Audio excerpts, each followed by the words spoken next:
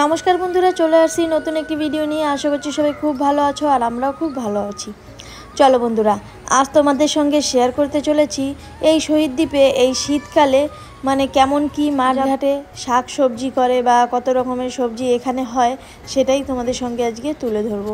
মার সঙ্গে বেরিয়ে পড়লাম আর মা ধরেছে হাতে কটা মাছকে খাবার দেবে। আমরা যেসব খাবার খাই সেই সব ভাত তরকারি থেকে যায় বা যেসব সবজি কাটা হয় সেই সবজির খোসাগুলো মা এগুলো রেখে দেয়।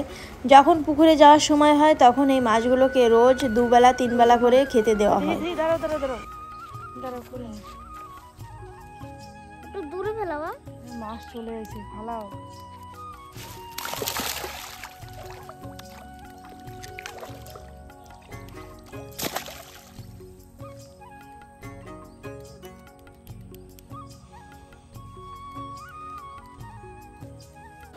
তোমাদের মনে এখন প্রশ্ন আসতে পারে যে দিদি, যেই সব ভাত তরকারি খাও সেগুলো হাঁস মুরগিকে দিতে পারো না? তো এখানে হাঁস মুরগি হয়, কিন্তু তেমন হয় না, হয় ভালোই হয়, কিন্তু এই কুকুরের জ্বালায় কুকুরগুলো যখন রাত হয় তখন সব হাঁস মুরগি মানে দরজা জানলা ভেঙে সব মুরগির ঘরে ঢুকে সব হাঁস মুরগি খেয়ে নেয়। তার জন্য কুকুরের জ্বালায় হাঁস মুরগি তেমন করা যায় না।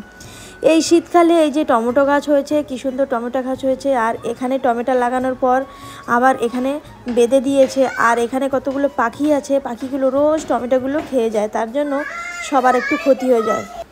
টমেটোগুলো যাতে নষ্ট না হয়ে যায় তার জন্য এখানে মাচা বেঁধে দিয়েছে, আর এখানে বল্লি পুঁতে পুঁতে খুব সুন্দর করে অনেক শক্ত করে মাচাটা বেঁধেছে যাতে টমেটোগুলোর গাছগুলো শুয়ে না পড়ে।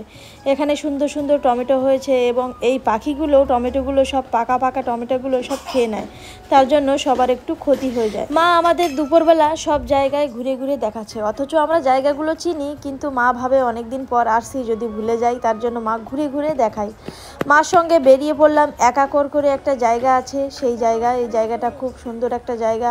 এই জায়গায় অনেক স্মৃতি জড়িয়ে আছে আমাদের। এখানে আগে সবসময় থাকতাম, এখানে খেলাধুলা করতাম, এই পুরো জায়গাটাই একেবারে স্মৃতি জড়ানো আমাদের।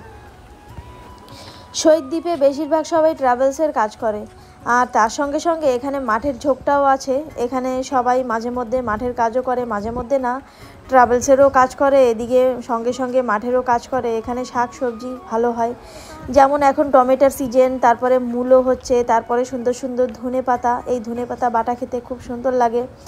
আমরা যেখানে থাকি সেখানে তেমন সবজি পাওয়া যায় না, কিন্তু এখানে একেবারে টাটকা টাটকা সবজি একেবারে মাঠের মধ্যে হয়ে আছে।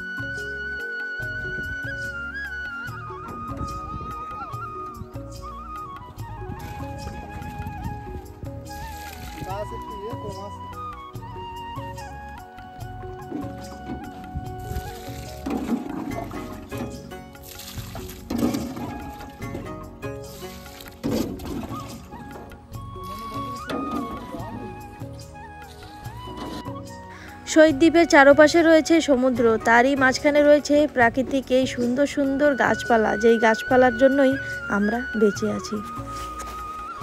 শহীদ দ্বীপ যেমন সুন্দর, তার সঙ্গে সঙ্গে এখানের মানুষজনও খুব সুন্দর। এই যে ছোট ছোট কুড়ে ঘর বানানো দেখতে পাচ্ছ, এই কুড়ে ঘরে মেন লাইন থেকে যারা আসে ওনারা এই ঘরে থাকে।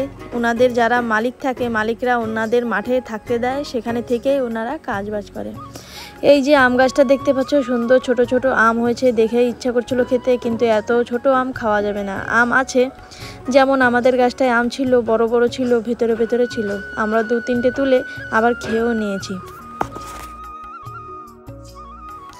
আর এই যে পেঁপে দেখতে পাচ্ছ, এক একটার পেঁপের কিলো হচ্ছে প্রায় 3.5 কিলো 4 কিলো এক একটার কিলো পেঁপের। আর এখানে পেঁপের দাম হচ্ছে প্রায় 100 টাকা 150 টাকা, কেননা এখানে ট্যুরিজম এরিয়া, আর যারা পর্যটকরা বাইরে থেকে ঘুরতে আসে তারা এই পাকা পেঁপেগুলো বেশিরভাগ পছন্দ করে, তার জন্য এখানে পেঁপের দামটা খুব বেশি।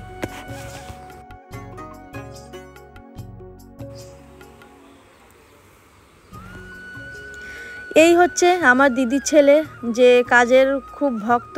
ও কাজকে কোনোদিন ফেলতে পারে না, কাজ দেখলেই ও মানে কাজের জন্য সবার আগে এগিয়ে পড়ে। তার জন্য এই মাঠে, অন্য মানুষদের মাঠ, কিন্তু এখানে একজন কাজ করছিল, সে বলল আয়ুষ পাইপটা ধর, আর অমনি পাইপ ধরে এখানে জল দেওয়াও শুরু করেছে। আর একেবারে মানে যেমনভাবে জল দিচ্ছে, মানে কৃষকরা যেমনভাবে জল দেয় মাঠঘাটে, তেমনভাবেই জল দিচ্ছে।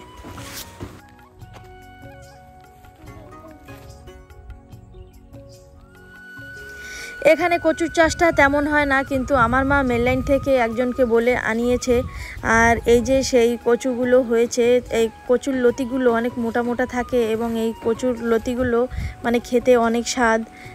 এই যে হয়ে আছে, আমরা অনেক খেয়েছি এই কচুর লতি। আর গাছগুলো জঙ্গলে ভরে গেছে, এগুলো সাফাই করলে আরও ভালো মতন হবে।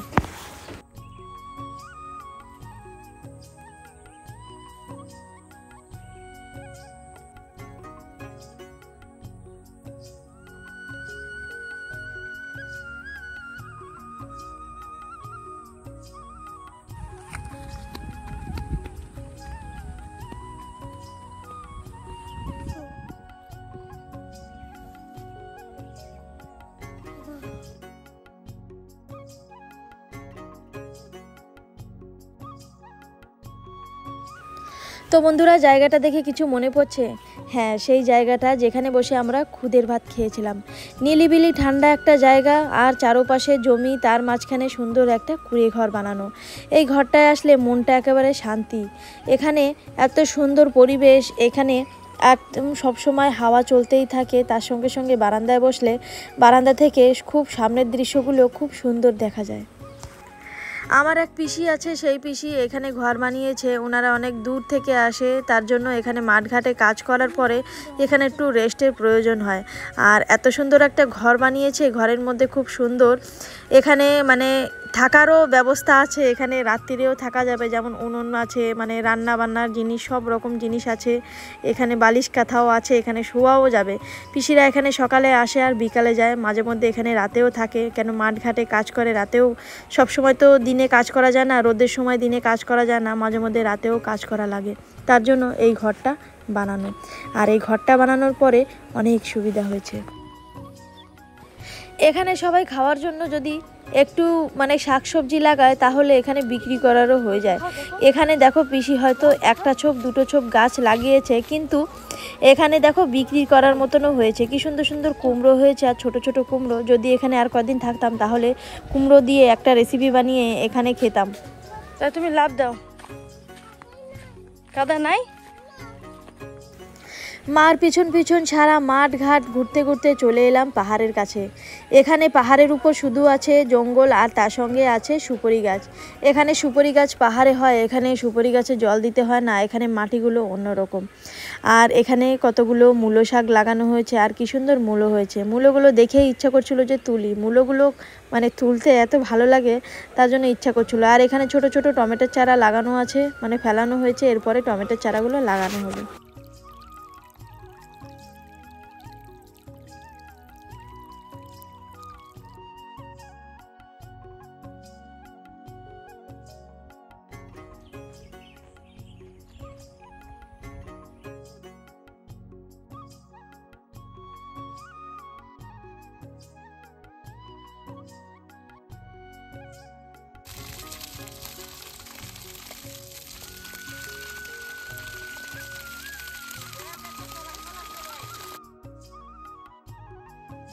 মাঠের চারপাশে শুধু সবজি আর সবজি, দেখতে এত ভালো লাগে তা বলে বোঝাতে পারবো না। গ্রামের সৌন্দর্যর ব্যাপারই আলাদা থাকে। গ্রামে যেমন যেখানে সেখানে নালা বা ছোট ছোট গাড্ডা মাড্ডা থাকলে সেখানে যদি জল জমে থাকে, সেখানে আবার মাছও হয়ে যায়। এখানে দেখো, আমরা হাঁটতে চলতে যেখানে যেখানে জল জমানো দেখতে পাচ্ছি, সেখানে সেখানে মাছও দেখতে পাচ্ছি। বেশিরভাগ মাছ তেলাপিয়াই মাছ দেখতে পাচ্ছি। দিদির এক ছেলেকে নিয়ে এসেছি, আর এক ছেলে চলে আসছে পিছন পিছন।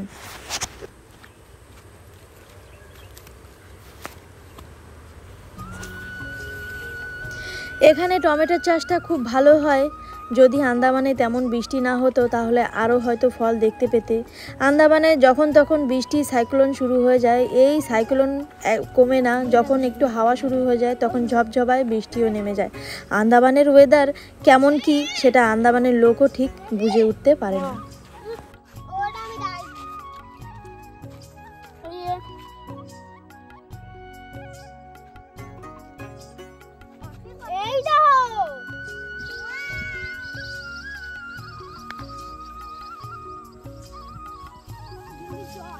গোলু গোল মার, কর পাথর মার, পাথর মার।